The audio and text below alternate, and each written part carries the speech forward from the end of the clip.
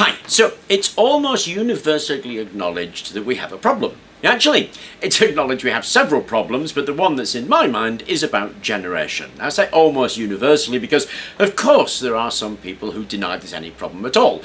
But they're really easy to recognise. They're the ones with the buckets of sand that they're carrying around so they can stick their heads in it. The rest of us more or less agree that there's a problem. And if you look at the population growth, energy demand and energy supply, it's pretty obvious.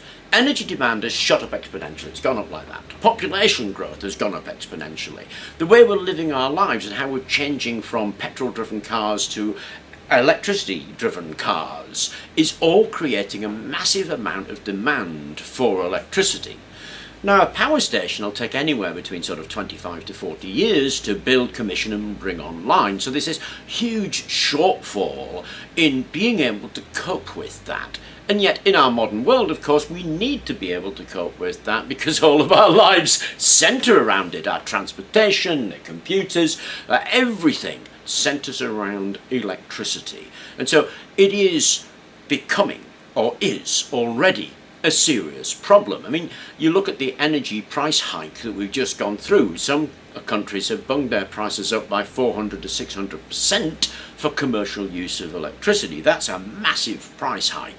So it's already recognised there is a problem. Now, when it comes to generation, we really only have two choices. The first choice is where we do everything in big generation plants, massive plants producing lots and lots of energy and distributing it around to us so that we just use it. We don't think about anything, we pay a bill, maybe pay some taxes, flip on a switch and a light comes on. And that's what we're used to. Now the issue arises not because people don't have anything, that's never the way it is. The issue arises when you have something and it's taken away from you. We're used to behaving in a certain way and we think of it as a right. When that way is restricted, of course we get upset by it, we get unhappy by it. We get unhappy because we have to do a little bit more. Now I was watching this advert for Alexa actually. A guy was walking through his house and he was saying, "Alexa, make me a cup of coffee. Alexa, turn on the dishwasher." And of course Alexa did all these magical things, and in the ad you didn't see the guy filling up the dishwasher, closing it, or filling up the coffee machine. It just magically happened. But of course he still has to do that work, and Alexa is saving him the effort of pressing a button. I mean, how lazy have we got that we can't peel our sweaty bodies off from a sofa to press a button, that we have to just lay there and say, "Alexa, do this for me"? It just, that kind of thing actually blows my mind, and it is a bit of a soapbox because I can't cope with that kind of laziness. It just astonishes me. But we're driven towards this idea that we have a right to these things. And of course we're driven to that because we're just used to it. And when that thing is taken away, we feel like a right is being removed, and of course we get upset by it. Now when you think about generation per se, if it is centrally generated like that, it will fulfill that side of our lives, but it becomes much more of an impossibility when you look at the way energy demand is growing. Because there are other issues with energy generation as a centralised system. One of them is it's tremendously prone to collapse, which we've seen, of course, just in the last few weeks. There's something like 6,000 homes. I think there's still 1,500 homes without electricity because we had a storm and it brought the lines down. It's taken 2 weeks to repair it, and there's been somewhere between 10,000 and 6,000 homes without electricity. So it is sensitive when it's a centralised system and distributed like that. Of course, there are other systems that you can adopt, and one is where you have a small network system, with small people producing something that they feed onto the grid and distribute it. And it's well known that nets like that are much more resistant to damage. They're able to cope with those kind of changes in the way a centralised system can't. So centralised systems have issues just in being able to supply stuff, they have issues in being able to generate stuff, and of course they have issues in how they go around generation. Because with the exception of hydropower, almost universally, of course, what we do is we burn something to generate. And that would include nuclear. If you think that we're burning the nuclear fuel, the thorium or uranium or plutonium or whatever it is we use, we're effectively using the heat of reaction to boil some water and spray that on a turbine. Exactly the same as coal, exactly the same as oil, exactly the same as gas. We're burning something. Now, the nuclear, of course, has an awful lot of proponents. There's a big group of people who just love nuclear. In fact, France, I think it's something like 95% of generation in France is nuclear. Because Britain buys about 60% of its electricity from France, so effectively Britain uses nuclear. Now, there's a slight problemette with nuclear, of course, is if there's a problem, it's a horrendous problem. Now, the nuclear crowd will tell you it's a perfect system, it's a beautiful system, and there never are any problems. It's exactly the same thing that my bank said to me. I went down to the bank and the bank said, "Oh, we're a bank, we never have problems." 6 months later, I got a letter of apology from them for a problem they had. Because however beautiful a system is, it has one tiny fundamental flaw, and that's it's run by us. And we're people. Being people, we're fallible and we make mistakes. When those mistakes happen, normally it doesn't really matter. But of course, in a nuclear system, if you make a mistake, even one or two mistakes, it has serious consequences where you're evacuating cities, poisoning the air of the world, destroying the waters, and creating irradiated land for miles around. And of course we know this, courtesy of Chernobyl, Fukushima, 3 Mile Island. Do I need to go on?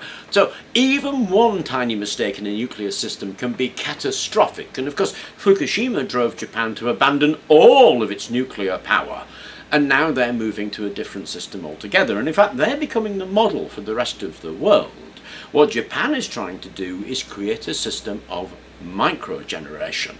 Now, microgeneration is the move from that centralized generation to where the individual produces a small amount and we aggregate it together. And of course, it follows the modern way of thinking when you're thinking about distributed industry, where people are producing things with 3D printers and then they're bringing those together rather than going en masse to factories to make them in tens of thousands of people all making one part. We're going much more to a distributed model in terms of manufacture than we have a centralized model, which dominated the world from the Industrial Revolution to the post-war era. There's been a big change in the way that we look at that, and energy is following that change from centralized generation to distributed generation, and Japan is seen as the model for that. So we have a choice. Now, we can centralize and centralize more, or we can decentralize and distribute. And that idea of decentralization and distribution is what microgeneration is all about. That is the essence of microgeneration. It does create stability. It does create independence. It does create a sense of you helping yourself to fulfill your own needs. But it's not the instant solution that turning a switch is. And that creates unhappiness in people. Because microgeneration can't be solved with one answer. It's not a magic pill. There isn't just a thing you can do. You can't just put a photovoltaic panel on your roof and hope it's going to supply your needs for the rest of the year. It won't. Because we have days when there's no sun. After all, we suffer winter in most of the world. We have days when it's not performing as well as it should perform, and most people don't have the land or space, particularly when more than half the people in the world these days live in cities, remember. They don't have the land or the space to provide that energy for themselves using something just like solar. So you have to start thinking about alternatives. Now, energy consumption in the average household is split between heating and ventilation and cooling and the other stuff, the stuff we need to run the washing machine and to light the lights and turn the television on. Me particularly, 75% of my energy requirement is heating, venting and cooling. The other 25% is the rest of the stuff that I need, the washing machine, the fridge and the computers. So a bigger proportion of my expenditure on energy is actually in HVAC. If we can do something else about that, then we can take a huge portion of that and reduce our electricity generation need dramatically. Now there are lots of ways of doing that. You're thinking about things like air source heat pumps, ground source heat pumps, solar thermal, then there's the things like the zeolite thermal, that sort of stuff. So there's a whole range of things that we can actually use to perform that job and reduce the amount of generation we actually have to do. The amount of generation we have to do obviously relies on things like solar photovoltaics and then wind generation and water generation. In fact, if I come back to that briefly in centralized generation, hydro generation is about the only thing that doesn't burn anything, which is kind of cool. But when we're coming back to microgeneration, as I say, you need to have much more of a strategy about it when you look at those kind of things, rather than a one pill will solve all ills. And of course, that is something we are resistant to. We're resistant to that for lots of reasons, but we are resistant to it.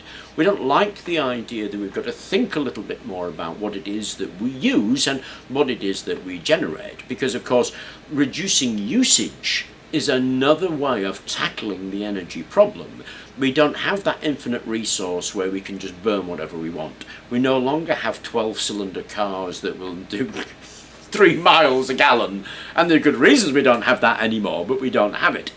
And we have to start thinking about our energy consumption as well as our energy generation.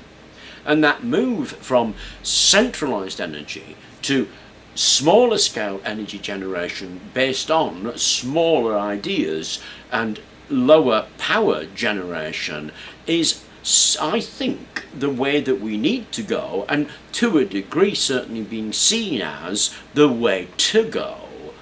Now, one of the things I sincerely like about microgeneration is that it shifts that responsibility onto the individual. But it also creates a huge area of creativity, because there are lots of solutions available to implement. There is not one solution, and that seems to make people unhappy, but there isn't one solution. There's a myriad of solutions, and what's needed, I think, when it comes to microgeneration is a strategy, a way of looking at the different components of how it is and what it is that you generate and use, and how you can adapt to those. Now, that takes a bit more thought than people are used to in our lives, and that perhaps is one of the reasons that we're a little resistant to it. Anyway, I thought I would share those ideas with you. I hope you enjoyed the video. Thank you very much for watching, and please remember to like and subscribe.